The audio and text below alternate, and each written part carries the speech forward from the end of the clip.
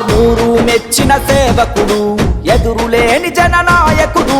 గులాబీ జెండను ఎత్తాడు, గుండెల్లో స్థానం పొందాడు.